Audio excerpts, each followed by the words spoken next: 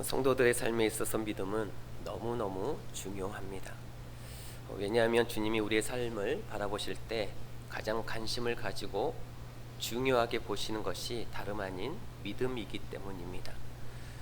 성도의 삶에 있어서, 그리고 영적인 삶에 있어서 믿음은 전부라 이렇게 말할 수 있을 정도로 이 믿음의 중요성은 실로 계속 강조해도 더할 날이 없는 대단한 것입니다.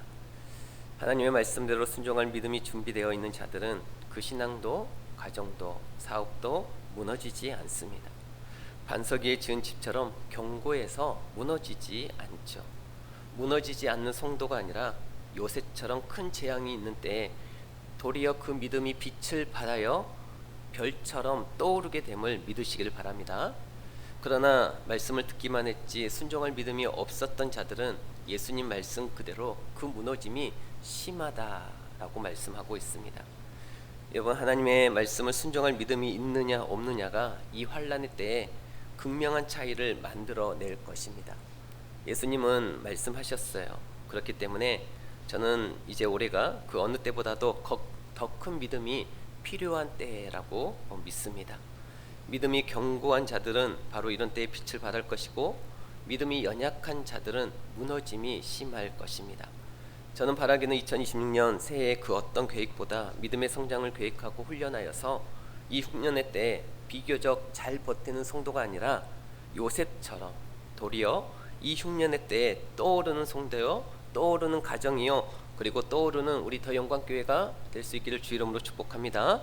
하나님은 우리의 믿음대로 역사하시는 분이십니다.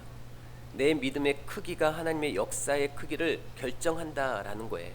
그래서 사복음서에 보면은 내 믿음대로 될지어다, 예수님이 하신 이 말씀이 엄청 많이 나옵니다. 또 민수기 14장 28절을 보면 하나님께서 너희 말이 내 귀에 들린 대로 너희에게로 행하겠다 이렇게 말씀하십니다. 결국 같은 말이에요. 결국 우리들의 믿음대로 하나님께서는 역사하시겠다라고 하는 말씀입니다.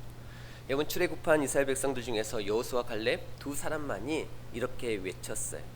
하나님이 도우시며 우리가 저 거대한 가나안 사람들을 능히 물리치고 저 약속의 땅인 가나안 땅을 우리가 차지할 수 있을 것이다.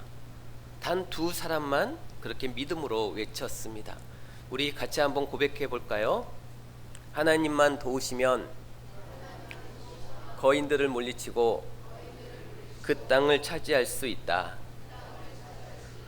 네, 하나님이 도우시면 우리에게 어떤 난관과 어려움이 닥칠지라도 하나님이 함께하여 주시면, 하나님이 도우시면 그 모든 것을 이길 수 있음을 믿으시길 바랍니다.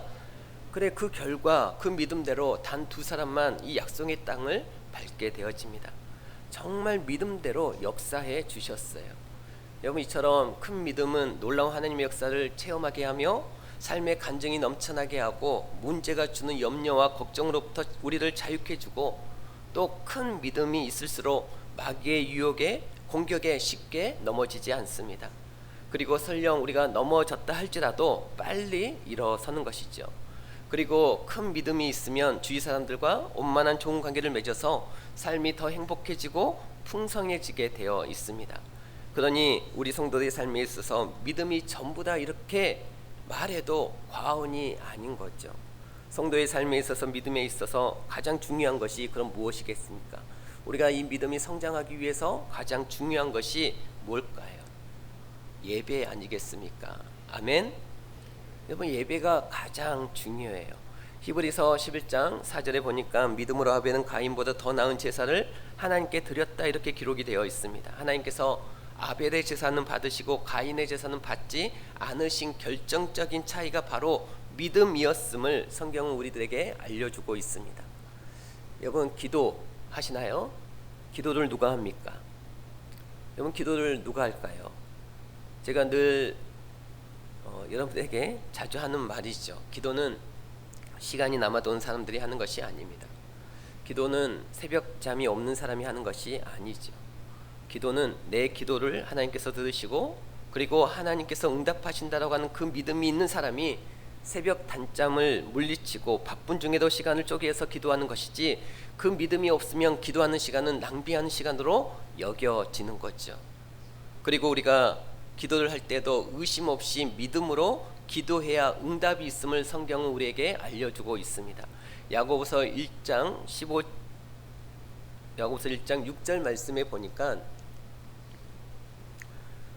오직 믿음으로 구하고 조금도 의심하지 말라. 의심하는 자는 마치 바람에 밀려 요동하는 바다 물결 같으니 이런 사람은 무엇이든지 주께 얻기를 의심하지 말라. 의심하는 자는 마치 바람에 밀려 요동하는 바다 물결 같으니 이런 사람은 무엇이든지 주께 얻기를 생각하지 말라. 이렇게 말씀하고 있습니다. 오직 무엇으로 구하라고요? 믿음으로 구하되 조금 더 의심하지 말라라는 거예요. 반신반의하면서 기도해서 응답 얻기를 구하지 말라라는 것입니다. 하나님 앞에 온전한 믿음으로 하나님 앞에 구하라라는 것이죠. 반신반의하면서 하는 기도는 응답받기가 어렵다라는 거죠. 여러분, 이처럼 예배에 있어서도 기도에 있어서도 가장 중요한 것은 믿음입니다. 말씀을 읽거나 들을 때 가장 중요한 것은 믿음이에요. 그래서 히브리서 4장 2절에 보니까, 4장 2절에 보니까 그들과 같이 우리도 복음 전함을 받은 자이나 들은 바 그 말씀이 그들에게 유익하지 못한 것은 듣는 자가 믿음과 결부시키지 아니함이라. 히브리서 4장 2절 말씀이었습니다. 성도들이 말씀을 듣는다라고 모두가 유익을 누리는 것은 아니라는 것입니다. 제가 지금 여러분들에게 말씀을 이렇게 전하고 있잖아요. 그리고 여러분은 듣고 있으십니다. 그러나 한 가지 분명한 것은 여러분들이 말씀을 듣는다고 모두가 다 똑같은 유익을 누리는 것이 아니다라는 것입니다. 그러면 말씀을 들었을 때 누가 유익을 누리고 누가 신앙의 성장을 경험하고 누가 놀라운 이 말씀의 능력을 경험하느냐, 그 말씀을 받을 믿음이 준비되어 있는 자가 말씀의 유익을 누리는 거지, 듣는다고 다 유익을 누리는 게 아니라라는 거죠. 제가 방금 히브리서 4장 2절 말씀에 그 말씀이 그들에게 유익이 되지 못한 것은 듣는 자가 믿음과 결부시키지 아니함이라, 이렇게 말씀하고 있는 거예요. 여러분, 우리가 신앙생활하면서 그래서 이 믿음을 성장시키기를 우리는 늘 사모하고 훈련을 해야 하는 것입니다. 이처럼 믿음이 없으면 하나님이 받으신 예배를 드릴 수가 없고 기도할 수도 없고 기도 응답도 없으며 말씀을 들어도 그 말씀의 능력이 삶 속에 나타나지 않습니다. 이러니 믿음이 전부라고 말할 수 있는 거죠. 그렇다면 중요한 것은 우리들의 믿음이 성장해야 하는데, 어떻게 하면 이 연약한 믿음이 강한 믿음으로, 또 이 작은 믿음이 큰 믿음으로 성장할 수 있을까? 제가 오늘 이 시간에 여러분과 함께 살펴보고자 하는 내용이 이 내용입니다. 어떻게 해야 우리의 믿음이 성장하는가? 믿음이 중요한데, 어떻게 하면 우리들의 믿음이 더 성장할 수 있을까? 여러분, 믿음은 여러분들이 너무나 잘 알고 있는 말씀이 있죠. 하나님의 말씀은, 믿음은 하나님의 말씀에서 들음으로 난다라고 로마서 10장 17절에 기록이 되어 있습니다. 그러므로 믿음의 출발점은 하나님의 말씀을 듣는 데서부터 시작이 되어집니다. 아멘. 말씀을 들으려고 사모하셔야 돼요. 그래서 우리가 믿음이 성장하기 위해서, 믿음이 더 커지고 견고해지기 위해서는 할 수 있으면 하나님의 말씀을, 바른 말씀을 많이 들어야 합니다. 그러나 말씀만 들어서는 안 됩니다. 말씀만 들어서는 믿음이 성장하는데 반드시 어느 지점에 가면 한계에 부딪히게 되어 있습니다. 여러분, 예수님의 제자들 한번 보십시오. 예수님은 3년 동안이나 따라다니면서, 다시 말해서 일주일에 1시간씩 성경 공부한 게 아니라 예수님의 제자들은 예수님과 동고동락하면서 그 주옥 같은 생명의 말씀을 3년 동안이나 매일 들었습니다. 우리가 사복음서에 나오는 제자들의 모습을 보면 그렇게 예수님의 말씀을 듣고서도 얼마나 실망스러운 모습들이 보이고 있습니까? 실망스러운 모습 투성이입니다. 늘 넘어지는 연약한 모습을 보이다가 급기야 예수님이 로마 군병들에게 붙잡혀 가실 때, 이제 십자가에 죽으시기 위해서 로마 군병들에게 붙잡혀 가실 때 이 제자들은 다 도망쳤어요. 여러분, 말씀만 들어서는 이 신앙의 성장에 명백한 한계가 있음을 우리는 사복음서에 나오는 예수님의 12 제자들의 모습을 통해서 확인할 수 있습니다. 어느 수준 이상 말씀만 들어서는 어느 수준 이상 잘하지를 않는다라는 것이죠. 그래서 오늘 본문 15절 말씀을 보시면은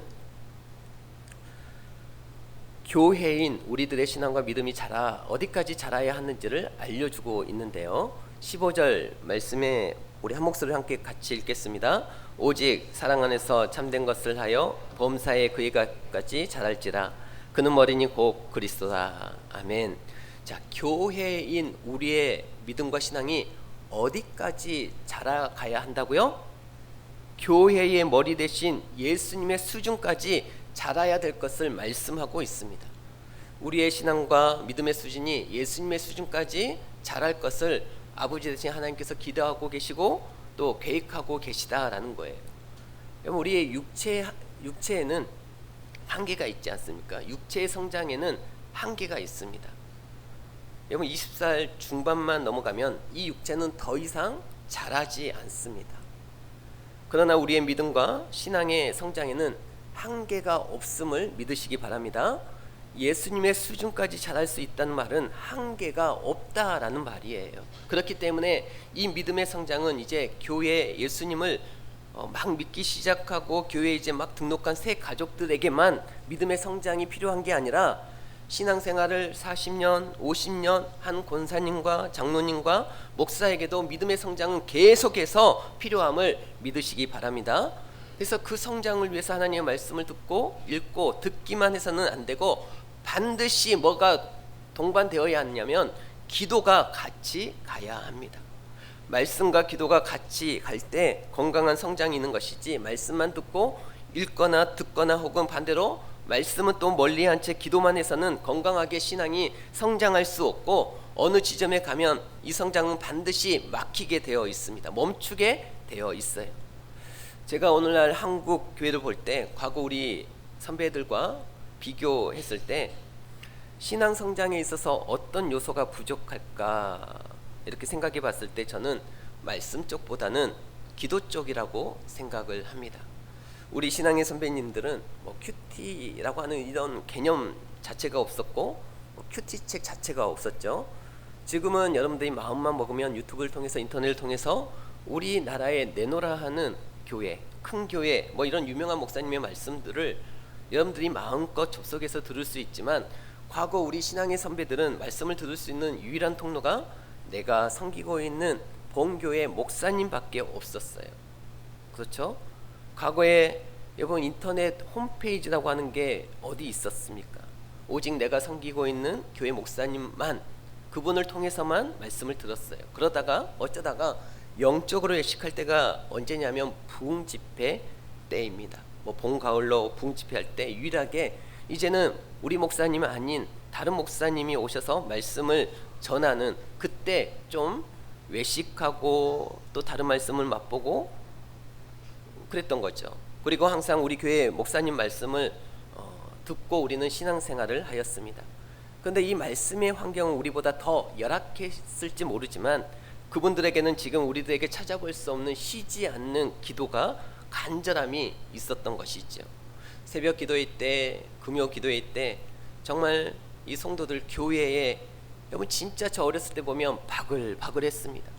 제가 초등학교 때 그때의 모습을 제가 아직도 기억하고 있어요. 그 뜨거웠던 분위기와 열기를 제가 언젠가 한번 말씀을 드렸었잖아요. 목사님의 말씀은 생각은 안 나지만 그 분위기는, 그 영적인 온도는 어린 제 가슴 속에서 남아 있었던 것이죠. 그리고 그 기도의 자리에 한국교회 성도들이 모여들어서 정말 간절히 기도했습니다. 말씀은 지금 성도들보다 더 다양하게 못 들었을지 모르지만 그분들은 말씀을 단 한 말씀이라도 읽고 들으면 그 말씀을 붙잡고 간절히 기도하였던 것이죠. 그 간절히 기도할 때 그 말씀에 실천하고 순종할 수 있는 이 능력이 기도할 때 주어지거든요.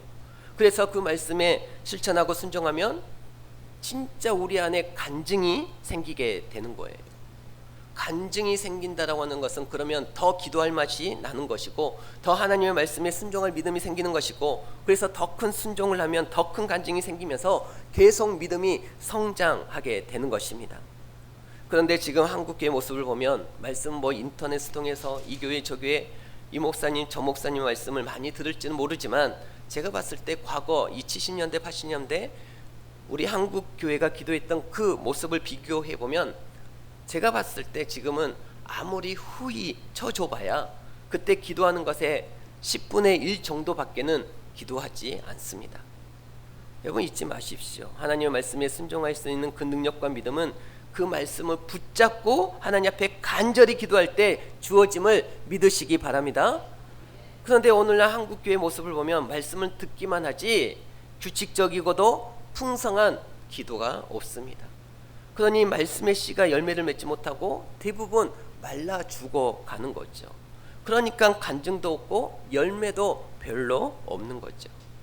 여러분 잊지 마십시오. 신앙의 풍성한 열매는 말씀의 씨만 뿌려진다고 해서 풍성한 열매가 생기는 게 아니라 뿌려진 말씀의 씨 위에 기도라고 하는 이 물이 충분히 부어졌을 때 거기에서 싹이 나고 풍성한 열매를 맺게 되는 것입니다. 성도마다 신앙이 성장하는 그 포인트, 그 지점이 여러분 서로 다 다르죠. 저 같은 경우에는 이제 군대를 입대해서 그때 더 뭐 고등학교 때도 은혜를 받았지만 군에 가서 신앙의 눈을 뜨고 신앙이 성장하기도 하고 어떤 사람은 또 결혼한 이후에 또 신앙이 성장하는 사람들도 있고요. 또 어떤 사람은 가장 힘들었던 고난 가운데 아무튼 뭐 신앙이 성장하는 포인트 그 지점이 사람마다 다 다르죠. 근데 한 가지 분명한 것은 이 신앙이 어느 시점에서 내 신앙이 어떻게 한 단계 성장했다라고 할 때 보면 반드시 계기가 있습니다. 그냥 그때가 돼서 신앙이 성장하는 게 아니라 그냥 뭐 어떤 시간이 흐르면서 신앙이 성장하는 게 아니라 분명히 내 신앙이 성장한 어떤 계기가 분명히 있어요. 제가 고등학교 때 한 번 있었고 군대 가서 한 번 있었습니다. 신앙의 눈을 뜨게 된 성장하게 된 포인트입니다. 두 번째 중요한 포인트가 되었던 게 바로 새벽 기도를 시작했을 때예요. 사실 저는 기도를 잘 하지도 못했고 기도를 좋아했던 사람도 아닙니다. 제대 후 성경책을 이제 군에 있을 때 은혜 받고 제대 후 성경책을 읽기 시작하고 또 틈틈이 또 신앙서적을 읽기 시작했습니다. 그러니까 말씀을 통해서 계속 하나님과 교제하면서 만난 거죠. 그런데 그때 제가 뭘 느꼈냐면 성경책과 신앙서적을 계속 읽으면서 은혜를 받고 하나님을 만났는데 읽을 때는 가슴이 막 뜨겁고 좋은데 뒤돌아서면 실천이 안 되는 거예요. 분명히 제가 말씀을 보고 읽었어요. 도전도 받았고 근데 뒤돌아서면 실천이 안 되는 겁니다. 그러니까 그때 당시에 제가 믿음이 그저 그런 초신자였지만 뭔가 희미하게나마 한계를 느낀 거예요. 왜 내 삶 속에서 그런 행함이 드러나지 않을까? 말씀을 읽어서는 이게 뭔가가 실천하는데 벽이 있다라고 하는 것을 느끼게 된 것이죠. 그러다가 제가 제대를 했습니다. 제대하고 나서 어디를 나가게 됐냐면 새벽 기도회를 제가 스스로 자원해서 새벽 기도 자리를 나갔습니다. 드디어 제 매일의 삶에 기도가 세팅이 된 거예요. 그렇게 새벽 기도를 통해서 매일 기도하기 시작하면서 말씀대로 순종할 수 있는 힘이 조금씩 더 생기는 것을 경험하였습니다. 그래서 하나님의 말씀에 하나씩 둘씩 순종하다 보니까 드디어 뭐가 생겨요? 간증이 생기게 되는 거예요. 그 전에는 이론만 있었는데 이제는 새벽 기도를 통해서 힘을 공급받아서 하늘의 능력을 공급받아서 하나씩 두 개씩 실천하고 순종하기 시작하자 간증이 생기는 겁니다. 그 간증의 맛을 보니까 더 기도할 맛이 생기게 되는 것이죠. 그래서 그 간증이 결국은 응답 아니겠습니까? 그러니 더 기도할 맛이 나는 것이고 그래서 더 큰 순종을 하게 되니까 또 더 큰 간증이 생기는 것이고 이런 선순환이 이루어지다 보니까 말씀에 대한 입맛도 더 좋아지는 거죠. 말씀에 대한 그 입맛이 좋아지게 만드는 것도 기도의 능력을 통해서 순종했을 때 생기는 간증임을 믿으시기 바랍니다. 여러분 그렇게 제가 그 이후 제가 저희 아내하고 결혼하기 전 4년을 저희 아내하고 교제했습니다. 저는 참 내성적이어서 누구에게 먼저 다가가거나 말을 걸어보지 못하는 성격이었어요. 그리고 저희 아내하고 결혼하고 나서 저희 아내 집안에서 저를 처음에 엄청 반대했습니다. 왜 반대했냐면 내 딸은 사목감이 아니라라고 하는 것이었고, 왜 그리 힘든 목회길을 가려고 하느냐였습니다. 저희 아내도 반대했습니다. 부모님의 뜻에 반대했습니다. 저 아니면 안 된다라는 거였어요. 딱 그때 어떤 마음이었냐면, 그때 당시 제 마음을 한마디로 표현하자면 이런 마음이었어요. 하나님의 뜻이라면 누가 막아? 정말 딱 이 생각이 들었던 것입니다. 하나님의 뜻이라면 누가 막아? 여러분, 부모님도 못 막습니다. 그러다 보니까 걱정이 하나도 안 되는 거예요. 하나님의 뜻이라면 누가 막아요? 근데 정말 얼마 후에 교제하는 것을 승낙하셨어요. 그리고 하나님께서 그 길을 열어주시는데, 제가 총신신대원 합격한 후에 이제 사역지를 알아보았어요. 큰 교회는 부담이 되어서 지원을 못하고 고향 일산에 있는 장항동 교회에 지원을 하게 되었는데, 바로 연락이 왔습니다. 그래서 가서 면접을 보는데 다음 주부터 오라는 거였어요. 제가 좀 튕겼어요. 보름 정도 교회를 정리하고 갈 시간을 달라 했습니다. 그리고 12월 말에 이제 사역을 시작하는데, 사실 결혼 전이었고 저희 아내는 임용고시를 합격하고 학교 발령을 대기 중이었습니다. 그런데 그 많은 경기도 지역에서, 여러분 얼마나 경기도가 넓습니까? 근데 이 고양시 일산에 있는 신일중학교에 발령이 딱 난 거예요. 제가 사역하겠다라고 한 교회하고 2km 정도 떨어진 곳이에요.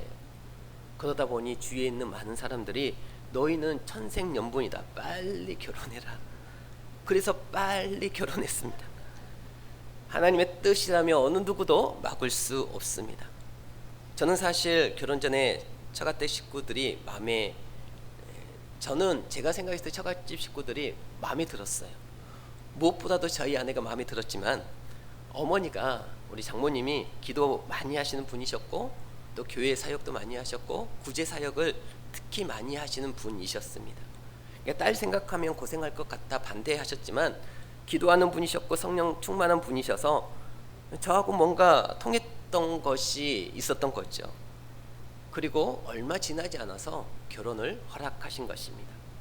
제가 신앙생활을 해보고 인생을 좀 살아보니까 이 믿음이 있잖아요. 성령으로 충만하면 그 믿음이 주는 이 아우라가 있어요. 믿음이 주는 힘이 있단 말이죠. 든든함이 있어요. 이건 절대 어떤 노력해서 될 문제가 아니에요. 이건 내가 그렇게 연기하고 싶다라고 해서 그렇게 느끼는 게 아니라, 내가 정말 성령으로 충만하고 믿음이 굳건하잖아요. 그러면 그것이 풍기는 게 있어요. 우리가 흔히 그것을 아우라라고 표현하죠. 그게 분명히 있습니다. 여러분, 예수님을 믿지 않는 사람도 그걸 느끼는 거예요. 이 사람이 솔직히 지금 내놓을 것은 별로 없지만 뭔가 든든함이 느껴지고, 뭔가 될 것 같은 그런 느낌이 받게 되는 거죠. 그리고 하나님의 인도하신 가운데 지금까지 오게 되었습니다. 여러분, 이런 믿음의 성장이 말씀만 가지고 되는 게 아니라 매일 새벽 기도와 반복적인 이 기도를 통해서 기도의 거룩한 습관이 삶 가운데 세팅이 되어졌을 때, 그때 이런 믿음의 역사가 일어남을 믿으시기 바랍니다. 여러분, 제 경험상 가장 좋은 기도의 습관은 새벽 기도입니다. 내일부터 특별 새벽 기도회가 이제 진행이 되어지죠. 물론 하나님께서 새벽에 하신 기도만 들으시는 것은 아니에요.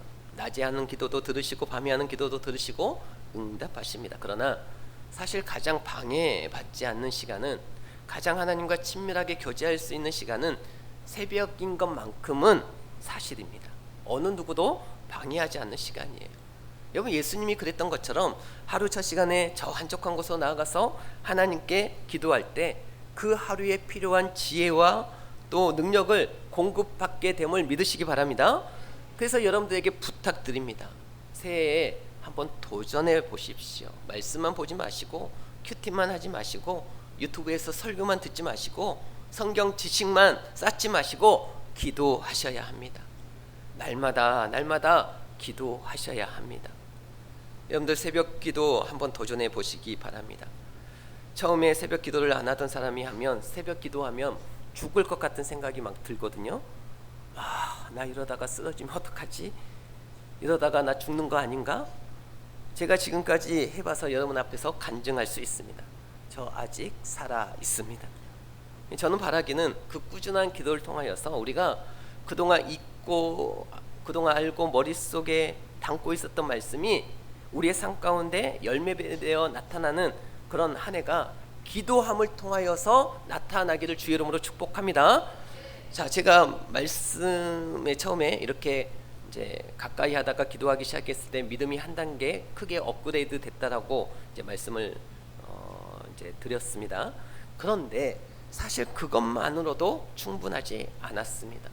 말씀과 기도만으로 사실은 충분하지 않았어요. 제가 그렇게 이제 기도 생활을 새벽 기도도 하고 열심히 하고 말씀도 붙잡고 그렇게 했는데 또 어느 순간이 되니까 성장의 한계가, 이 믿음의 성장의 한계가 느껴지는 거예요. 그러니까 무슨 말이냐면 말씀만 붙잡았을 때 어느 정도까지는 성장하다가 한계에 느껴져서 제가 기도를 시작했더니 그 한 단계 확 뛰어넘더니 또 어느 순간 가니까 어느 정도까지는 성장하다가 한계가 느껴지기 시작한 것이죠. 1단계 확 뛰어서 성장하다가 어느 순간 가니까 또 한계에 부딪히는 거예요. 그래서 제가 하나님 앞에 물었죠. 하나님, 말씀과 기도면 충분한 건 아닙니까? 뭘 더 성장해야, 뭘 더 내가 해야 하겠습니까? 그래야 성장할 수 있겠습니까? 근데 하나님이 그때 저한테 한 가지 깨닫게 해주신 게 있었어요. 제가 뭘 못하고 있었냐면 관계가 안 되었습니다. 공동체, 교회 공동체 안으로 들어가야 되는데 왜 우리 흔히 그런 표현을 쓰잖아요. 교회를 겉돈다라고 하죠. 그러니까 무슨 말이냐면 말씀도 많이 읽고 기도도 열심히 하는데 교회 공동체 안으로 안 들어가는 거예요. 그냥 예배만 드리고 목사님 축도가 끝나면 무섭게 사라지고, 그래서 무슨 셀 모임이나 어떤 조모임 이런 것은 사치스럽게 여기고 그래서 거기에 잘 가지 않았습니다. 물론 당시 제가 그렇게 교회 공동체 안으로 들어가지 않았던 것을 저는 나름 당시 합리화했어요. 가끔 저 사람들 수준 떨어져서 못 만나겠어, 그런 생각을 해본 적이 있었습니다. 근데 사실 그것은 교만한 저의 착각이었고 나중에 깨닫게 되었습니다. 세월이 좀 지나서 사실 제가 교회 공동체 안에 깊이 못 들어갔던 진짜 이유는 뭐였냐면 그 사람들이 수준이 떨어져서가 아니라 제 안에 이 상처가 만들어냈던 비교의식과 열등감 때문에 사실 남들이 저한테 뭐라고 하지는 않는데 그냥 내 안에 치유되지 않는 그 마음의 상처 때문에 끊임없이 남과 비교하고 그 안에서 열등감을 느끼다 보니까 이런 관계가 피해지는 거예요. 나도 모르게. 그리고 나중에 어쩌다 용기를 내서 그 교회 사람들하고 만나서 이렇게 이제 한 번씩 모임을 하거나 이야기를 하잖아요. 그러면 그 모임 1시간 하고 끝나면 큰 노동을 한 것 같이 엄청 힘이 들었습니다. 그런 느낌이 들잖아요. 1시간 동안 막 중노동을 하고 온 것 같아요. 그러니까 이 자연스러운 만남이 아니라 자꾸 나를 포장하려고 하고 잘 보이려고 하고, 그러니까 이게 만남이 편한 게 아니라 힘들었던 거죠. 그래서 제가 사실 교회 공동체 안에 깊이 들어가지를 못했습니다. 그런데 그런 생활을 하다 보니까 어느 순간 한계가 느껴지는 거예요. 나름 말씀도 열심히 보고 기도도 열심히 하는데, 그래서 제가 나중에 그게 하나님의 은혜로 이제 깨달아진 게 뭔가 하면 제가 하나님 앞에서 그것을 겸손히 인정했습니다. 우리가 하나님 앞에 인정한다는 게 굉장히 중요하잖아요. 인정하는 순간부터 그것을 받아들이는 순간에 회복의 역사가 시작이 되는 것이죠. 하나님, 제가 그동안 참 교만했고 제가 교회 공동체 안에 못 들어갔던 것은 제 안에 이 아물지 않은 상처가 만들어낸 비교의식과 열등감 때문이었습니다. 하나님, 저를 좀 도와주십시오. 도대체 이것을 어떻게 하면 좋겠습니까? 그러다가 하나님께서 저에게 생각을 주시고 길을 열어주셨던 게, 그래서 저희 학교에 IVF라고 하는 선교단체에 들어갔습니다. 그 선교단체를 통해서 하나님께서는 제 안에 있는 이 내면의 상처를 보게 하셨고 또 뭐가 문제인지를 깨닫게 하셨고 또 그 은혜 안에서 그 상처를 조금씩 싸매어주고 회복시켜 주셨습니다. 그러자 어떤 일이 벌어지냐면 만남이 편해지는 거예요. 이제는 가면 정말 고통스럽지 않아도 되고 내 상처가 치유되니까 이제는 그렇게 비교하지 않아도 되고 그렇게 심하게 열등감을 느끼지 않아도 되고, 그러니까 만남이 편해지더라는 것이죠. 그러니까 이제 교회 공동체 안으로 들어가게 되었습니다. 그래서 교회 공동체 안에 들어가서 도움도 받고 도움도 주고 위로도 받고 위로도 주고 기도도 받고 기도도 해주고 성들과 함께 연합하기 시작하자 이전의 말씀과 기도만으로 누릴 수 없었던 그 풍성함과 이 믿음의 성장이 또 한 단계 확 업그레이드 되는 오늘 본문 말씀 그 말씀이 나오죠. 오늘 본문 말씀 한번 볼까요? 에베소서 2장 21절 말씀에 보면은 그의 안에서, 그는 예수님을 말합니다. 주 안에서 건물마다 서로 뭐예요? 연결하여 주 안에서 성전이 되어가고, 이것은 교회인 우리들을 말하죠. 결국 성전인 우리가 성장하기 위해서는 서로 어떻게 해야 된다고요? 연결해야 된대요. 그 다음에 22절을 보십시오. 우리 함께 읽겠습니다. 너희도 성령 안에서 하나님이 거하실 초소가 되기 위하여 그리스도 예수 안에서 함께 지어져 가느니라. 여러분 21절과 22절에서 가장 중요한 단어가 뭔지 아시겠죠? 반복해서 나옵니다. 21절에서는 연결이라는 단어가 나오고 22절에서는 함께라는 단어가 나옵니다. 이게 우리의 믿음의 성장의 비밀인 것이죠. 성도가 독불 장군처럼 혼자 신학서적 이렇게 쌓아놓고 신학서적 이렇게 혼자만 보고 또 한국에서 내놓으라는 목사님 설교만 인터넷을 통해서 들어서는 그런 신앙이 뭐 성장은 하겠지만 어느 선에 가면, 어느 지점에 가면 한계에 반드시 부딪히게 되어 있어요. 하나님께서는 우리를 그렇게 만드시지 않았던 것이죠. 결국 우리는 교회 공동체 안에 들어가서 서로를 기대고 서로를 보살피고 서로를 격려하고 서로를 위해서 기도하고 도움을 주고받을 때 그것을 통해서만 생기는 이 믿음의 근육이 따로 있다라는 거예요. 오늘 본문 말씀 한 절만 더 보도록 하겠습니다. 4장 16절 말씀, 16절 우리 한 목소리로 같이 읽겠습니다. 그에게서 온 몸이 각 마디를 통하여 도움을 받음으로 연결되고 결합되어 각 지체의 분량대로 역사하여 그 몸을 자라게 하며 사랑 안에서 스스로 세우느니라. 아멘. 이 16절에서도 가장 중요한 단어가 뭐예요? 반복해서 나오죠. 연결, 결합이라는 단어입니다. 우리 여러분 사람의 이 신체의 비밀과 지금 이 비유를 해서 지금 그 원리를 말하고 있는 거예요.